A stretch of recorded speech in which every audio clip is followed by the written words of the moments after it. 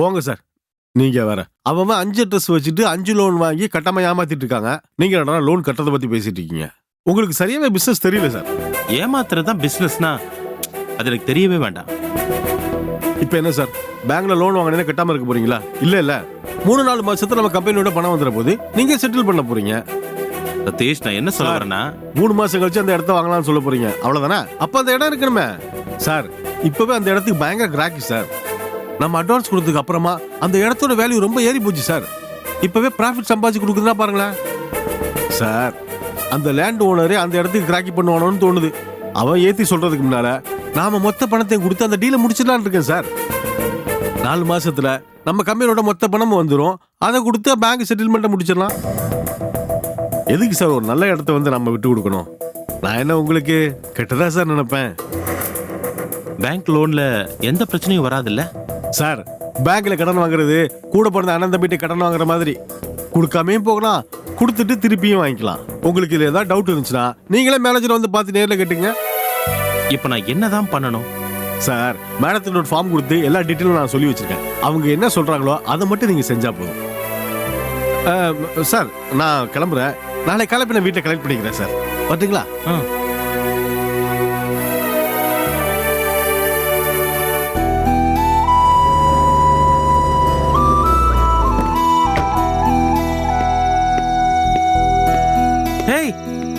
என்னடி எப்போ 9 மணிக்கே தூங்கிடுவ? மணி 11க்கு மேல ஆகுது, இன்னும் தூங்காம இருக்க. என்ன விஷயம்? ஒன்னும் இல்லைங்க, தூக்கம் வரல அதான். நான் உங்களுக்கு சாப்பாடு எடுத்து வைக்கட்டுமா? அதெல்லாம் ஒண்ணும் வேண்டாம், நான் வெளியவே சாப்பிட்டேன். ஏங்க, ஏன் வெளியில சாப்பிட்டு உடம்பை கெடுத்துக்கிறீங்க? வீட்டுல வந்து சாப்பிட வேண்டியதானே? ஏண்டி, இத்தனை வருஷத்துல இன்னைக்குதான் என் உடம்பு மேல கவலை வருதா உனக்கு? உனக்கு என்ன வேணும்? ஒன்னும் இல்லைங்க. சதீஷ் இன்னைக்கு ஆபீஸ்க்கு வந்தாரா? அவன் தான் தினமும் ஆபீஸ்க்கு வரானே. உனக்கு என்ன வேணும்? அவர் உங்ககிட்ட எதுவும் சொல்லலையா? இல்லையே. சார் கிளம்பிட்டாரு. வந்த உடனே சைன் பண்ணுவாரு, லோன் ஃபார்மை ரெடி பண்ணி வச்சிடுங்கன்னு எனக்கு போன்ல சொன்னானே.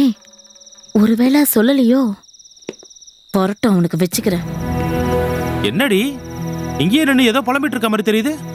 நான் என் விதியை நினைச்சிட்டு இருக்கேன். இனிமே உன் விதியை நினைச்சு என்ன பிரயோஜனம்? அதான் எல்லாம் முடிஞ்சு போச்சே. அதுவும் சரிதான். இனிமே என்ன நினைச்சு என்ன பண்றது? எல்லாம் எங்க அப்பாவை சொல்லணும். நான் அன்னைக்கே சொன்னேன், இவரை பார்த்தா கழுவுற மீன்ல நழுவுற மீன் மாதிரி இருக்காரு, எதுக்கும் பிடி கொடுத்தே பேச மாட்டேங்கிறாரு, வேண்டான்னு சொன்னேன். ஆனா எங்க அப்பா, மாப்பிள்ள குணத்துல வேணா அப்படி இப்படி இருக்கலாம், ஆனா அழகுல என்ன மாதிரியே சூப்பரா இருக்காருன்னு சொல்லி ஏன் தலையில கட்டி வச்சுட்டு போய் சேர்ந்துட்டாரு. இன்னைக்கு நான் தானே அவஸ்தைப்பட்டு உட்கார்ந்துட்டு இருக்கேன். ஒரு புடவை வாங்கணும்னாலும் 3 நாள் தொங்க வேண்டியதா இருக்கு. கல்யாணம் ஆன நாள்ல இருந்து கேட்டு வாங்கி வாங்கி அழுத்து போச்சு.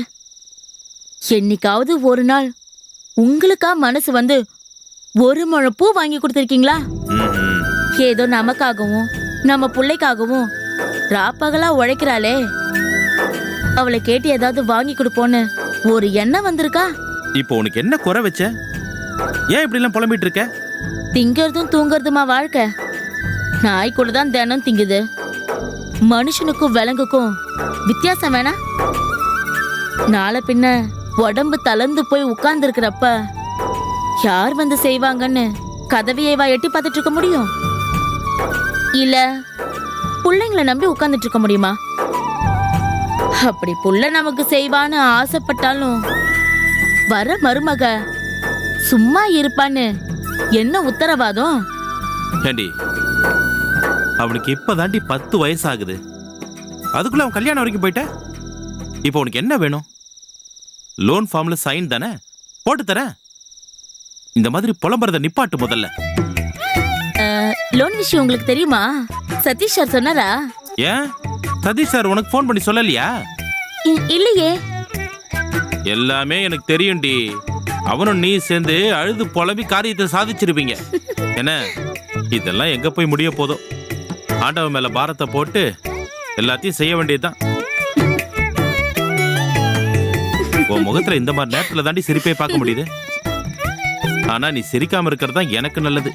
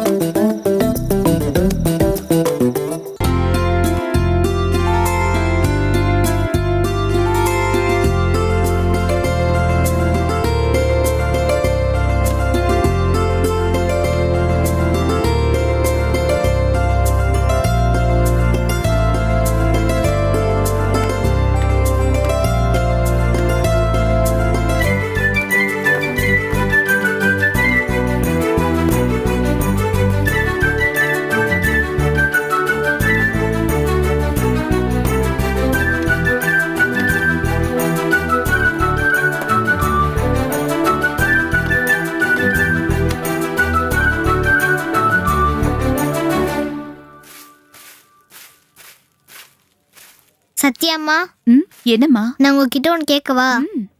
இந்த போட்டோல இருக்கிறது யாருன்னு உங்களுக்கு தெரியுமா? ஆ, இவங்க யாருன்னு தெரியல. உங்க தாத்தா பாட்டியா இருக்கும். ம், சரி சத்யாம்மா. ம்.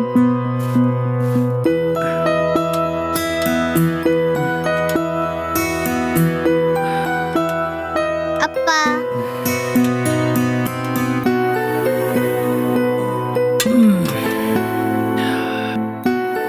அப்பா, என்னம்மா? நான் உங்ககிட்ட ஒன்று கேட்கவா? கேளு. இது உங்க அப்பா கோதண்டராமன் தானே? உனக்கு எப்படி கிடைச்சது? நான் தம்பிக்காக ரூம்ல இருக்க என்னோட சின்ன சைக்கிள் எடுக்கலான்னு தேடி மேல போனேன்னா அங்க உங்க அப்பாவை பார்த்தேன். இது என்னோட அப்பா அம்மான்னு யார் சொன்னது? கோதண்டராமன் இல்லையா? இல்லையே. அப்போ இந்த போட்டோல இருக்கிறது யாரு? உங்க மம்மியோட டாடி மம்மி.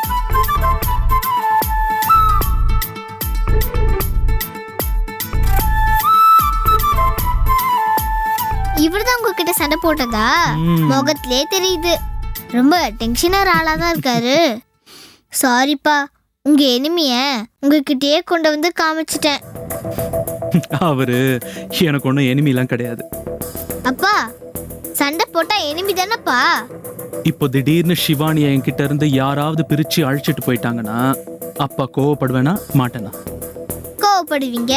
அதே மாதிரி தான் அவரும் என் மேல கோவப்பட்டாரு. ஓ அப்படியா? அப்ப நீங்க தான் தப்பு பண்ணீங்களா? நானும் உங்க அம்மாவும். சரிப்பா, தப்பு பண்ணதுக்கு சாரி கேட்டீங்கல்ல, அப்ப அந்த சாரியை வாங்கிக்கணும்ல. ஏன் வாங்கிக்கல? ரொம்ப அதிகமான கோவத்தினால அந்த சாரி அவர் வாங்கிக்கல. சாரி கேட்கறத விட சாரி வாங்கிக்கிறவங்க தான் ரொம்ப நல்ல மனுஷங்கன்னு எனக்கு சொல்லி கொடுத்துருக்கீங்கல்ல. ஆமா. அப்பனா ஒரு அந்த அளவுக்கு நல்ல மனுஷன் இல்லையா? சரிப்பா, அம்மா கிட்ட சொல்லாதீங்க. நானே சர்ப்ரைஸா ஓபன் பண்றேன். சிவானி, அம்மா கண்ணை முடுங்கல. எதுக்கு? கண்ணை முடுங்க, ஒரு சர்ப்ரைஸ்.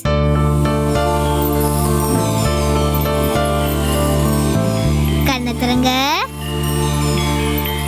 எப்படி சர்ப்ரைஸ்? சூப்பரா இருக்கா?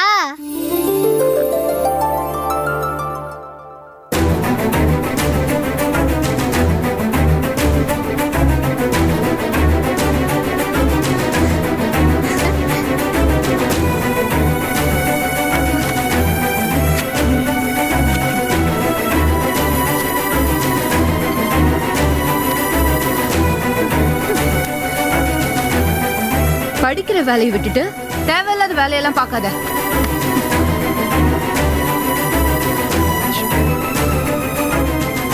அப்பா, நான் என்னப்பா தப்பு பண்ணேன்? அவங்க அப்பா தானே அவங்க மேல கோவப்பட்டாங்க. நானும் கோவப்பட்டேன். உங்க அம்மாவும் அவங்களுக்கு பிறந்தவங்க தானே. 1% அவங்கள மாதிரி இருப்பாங்கல்ல. இனிமே இந்த தாத்தாவும் பாட்டியும் கோவம் கொஞ்சம் வந்தாலும் நான் உங்ககிட்ட பேச மாட்டேன். அப்படியெல்லாம் சொல்லக்கூடாதுடா, சரியா? குட் கேர்ள்ல. Say yes.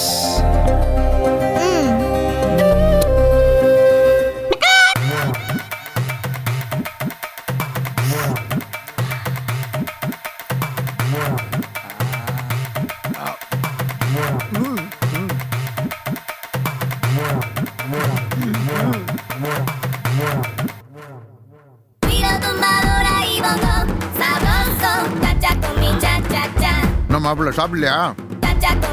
அவன் லேட்டா தான் சாப்பிடுவான். ம். நீ திருப்தியா சாப்பிடுனே. சொல்லுமோ?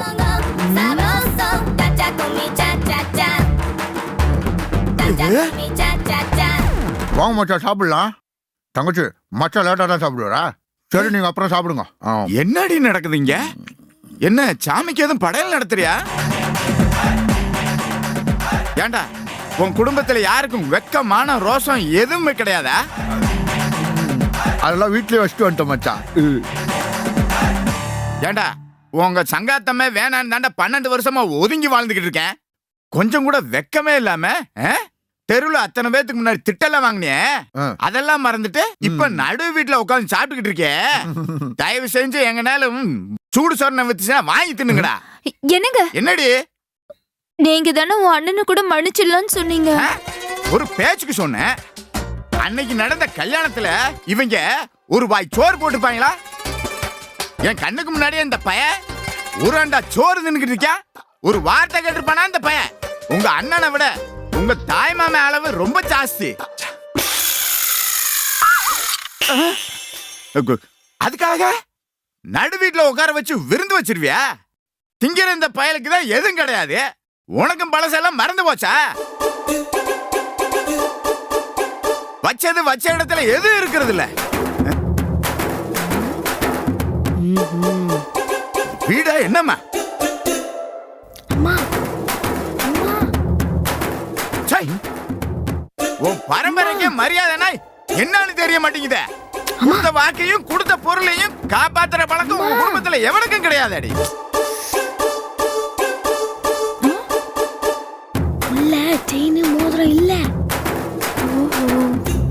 எதுவுமே நடக்காத மாதிரி நல்லா திங்கிறதுக்கு மட்டும் முத வரிசையில வந்து உட்காந்துருக்காங்க.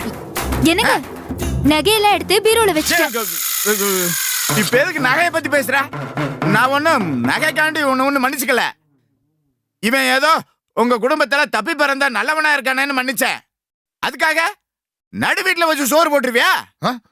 நாங்க ஒன்னும் சோத்துக்காக அலையிற பரம்பரை. கோச்சுக்காதண்ண. நமக்கு சின்ன வயசுல இருந்து அப்பா என்ன சொல்லி கொடுத்திருக்காரு? சாப்பாட்டுக்கு முன்னாடி கோவப்படக்கூடாதுன்னு சொல்லிருக்காருல்ல.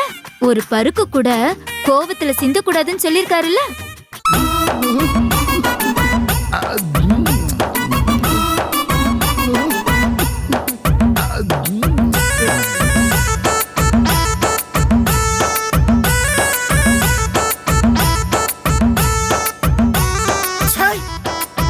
இவ்வளவு திட்ட பிறகு உட்காந்து திங்கிறியாம் பாரு.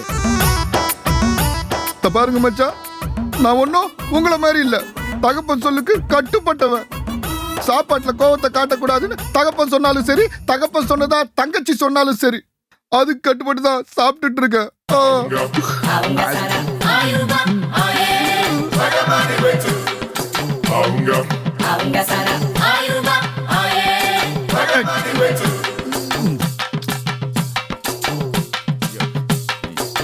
எவ்வளவு எடுத்தடி கறி?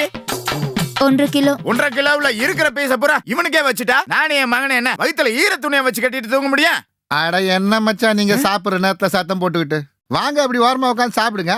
பத்தலைன்னா கடையில கூட வாங்கிக்கலாம். ஆனா ஒரு முக்கியமான விஷயம், தங்கச்சியோட கைப்பக்குவம் மாறவே இல்லைன்னா பாத்துங்களா. இவன் சாப்பிடுறதே ஓசி. இவன் நம்ம சொந்த வீட்டுல உட்காந்து சாப்பிடுற மாதிரி என்னை கூப்பிடுறான் பாரு. இவங்கள மட்டும் திங்கிறதுல அடிச்சுக்கிறவே முடியாதுடா.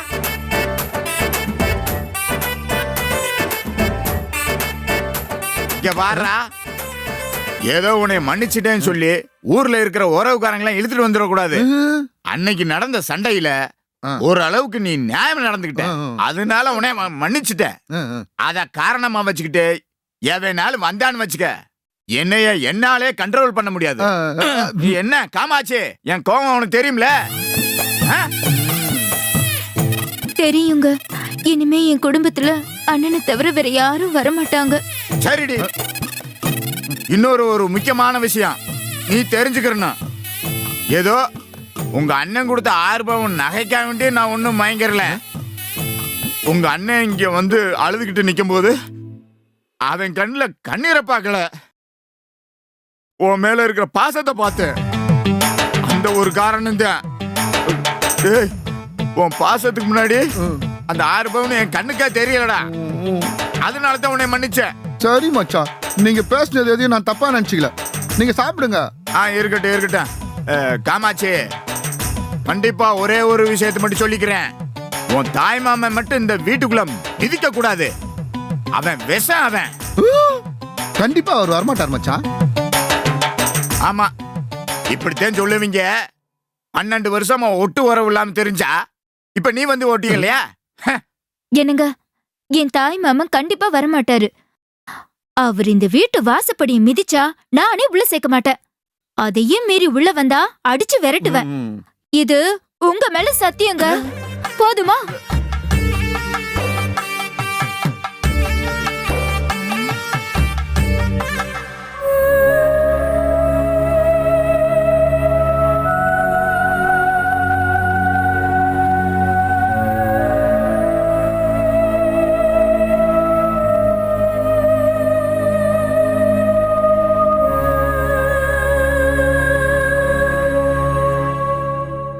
சிட்டி மேடம், இப்ப அந்த பொண்ணு மேல செலுத்தின அன்ப கடைசி வரைக்கும் செலுத்தணும்.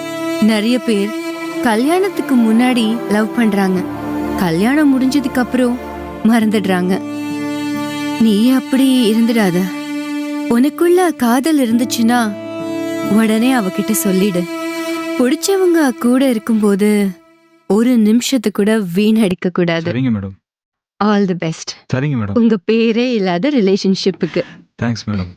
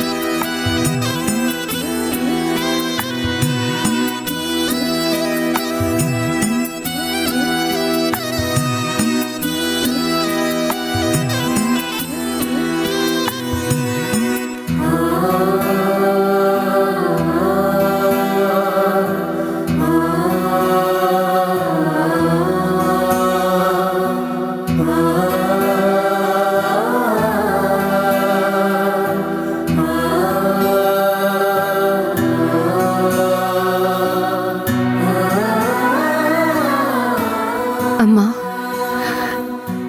என்னை ஏமா நிராகரிச்ச? என்ன மட்டும் ஏத்துக்கிட்டு இருந்தா நான் இப்படி தனியா உட்கார்ந்து உன் போட்டோவை பார்த்து பேசிக்கிட்டு இருக்க மாட்டேன். நீயும் யாரும் இல்லாம தனியா இருக்க வேண்டிய அவசியம் இருந்திருக்காது. நான் அப்படி என்னமா தப்பு பண்ண? எனக்கு பிடிச்சவரை கல்யாணம் பண்ண, அதுக்காக இத்தனை வருஷம் என்ன தண்டிக்கிறது நியாயமே இல்லம்மா. நான் ஒன்னும் மாமனார் மாமியார் நாத்தனார்னு பெரிய குடும்பத்துல வாக்கப்பட்டு வரலம்மா. தனியா என் புருஷனோட தான் வாழ்ந்துகிட்டு இருக்கேன்.